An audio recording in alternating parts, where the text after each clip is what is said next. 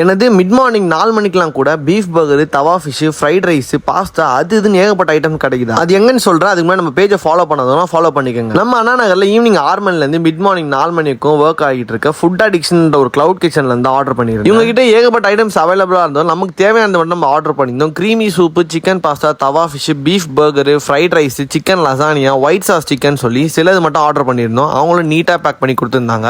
கிரீமியான சூப்ல start பண்ணி குவாலிட்டியான chicken pasta, காரசாரமான தவா ஃபிஷ், ஃப்ரைட் ரைஸ்னு சொல்லி சூப்பராக இருந்தது டேஸ்ட்.